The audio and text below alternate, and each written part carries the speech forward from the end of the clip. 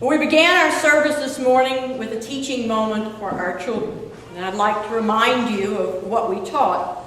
We taught that everything God desires from us can be summed up in these words: love God, love neighbor.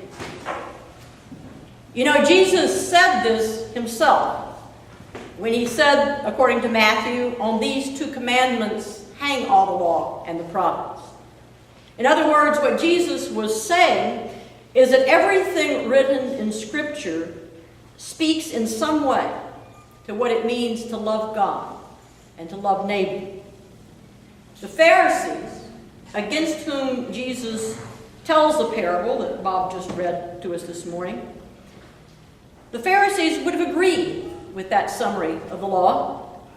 They too believed that all that was written in the law and the prophets, which is how they referred to the Scripture, they believed that all that was written there depended on these words: love God, love neighbor. You see, their disagreement was not about the words, but was more about how the loving was lived out. The Pharisees tried to spell out what loving God and loving neighbor meant in terms of rules and regulations to be followed. Over generations of trying to pin down these rules and regulations for living, what we refer to as the Ten Commandments, the ones we read about in the Exodus reading this morning, grew to somewhere around 365 or so rules and regulations for loving God and loving neighbor. Some of the 365 tried to pin down certain kinds of ritual observances understood as necessary to love God. Others tried to pin down what was considered right ways and wrong ways of being in community together with one's neighbors. And still others tried to pin down exactly who belonged to this community and who did not. More and more, over the years, the focus became on how to ensure the purity of the community, how to keep out those who did not fit, and of course, for the privileged, powerful elite, how to tweak the rules a bit as necessary so that they could still be judged pure and yet be able to wheel and deal in the world.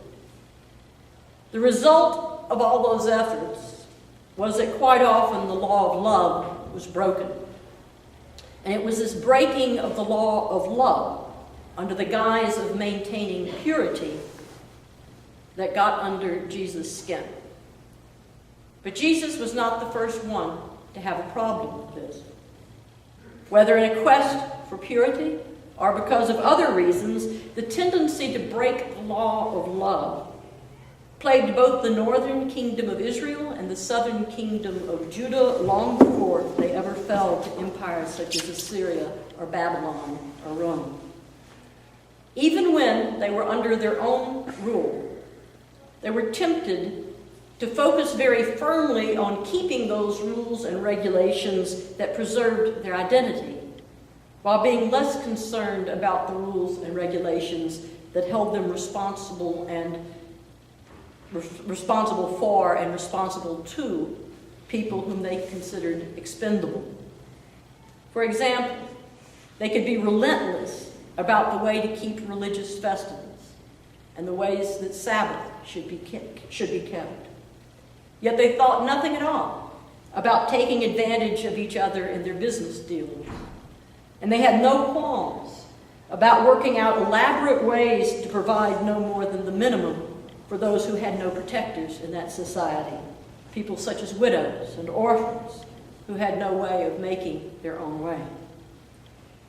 This was what Jesus took them to task for, and he was certainly not the first to do so. The long line of prophets before him had done exactly the same thing. For example, listen to these words from the book of the prophet Amos, where, speaking for God, Amos says, I despise your religious festivals. I cannot stand your assemblies.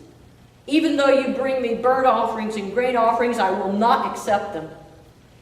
Though you bring choice fellowship offerings, I will have no regard for them. Away with the noise of your songs. I will not listen to the music of your harps.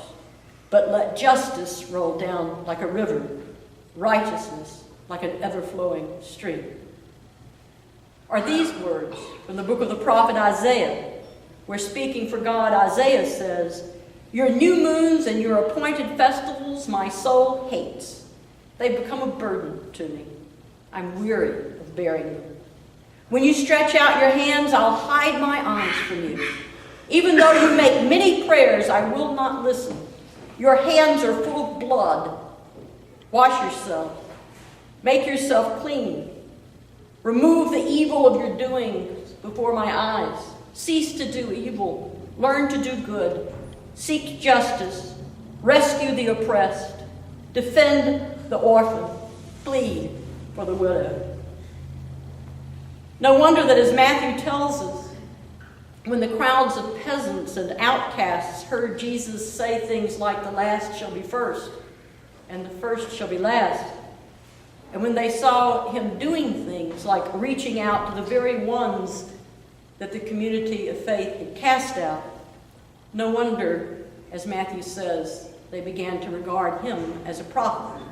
He sounded and looked just like those prophets of old, the Amoses, the Isaiahs. This is why the crowds of people who had little power in life absolutely loved him. And this is why the religious and political leaders who had a good bit of power in life felt threatened by him. And this is why Jesus kept telling parables like the one we read today. A parable about a vineyard and tenants who had forgotten to whom the vineyard belonged. A parable about tenants who had forgotten what the owner wanted them to do with the fruits that the vineyard bore. A parable about God wanting tenants to produce the fruits of God's kingdom, the fruits of which the prophets spoke. But of course that was then, and now is now. What does this parable have to say to us today? What does it say to us about our life in God's vineyard? One thing it says is that whatever we have in this life, regardless of how we have obtained it, is not completely ours to do with as we like. Everything we have ultimately belongs to God. Or in the imagery of the parable, we're the tenants, not the owners. And it also says that as tenants, we have a responsibility to use what God has entrusted to us for the purpose that God intends, for the purposes of loving God and loving neighbor. This kind of love certainly includes providing for our own needs and the needs of our families. But it does not stop there.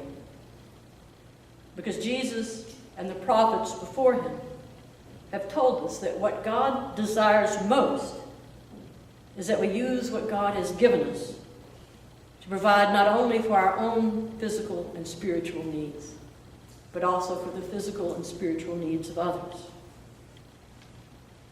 May we always remember that 4 simple words are the words that God would have us build our lives on. Love God, love neighbor. May it be so. Amen.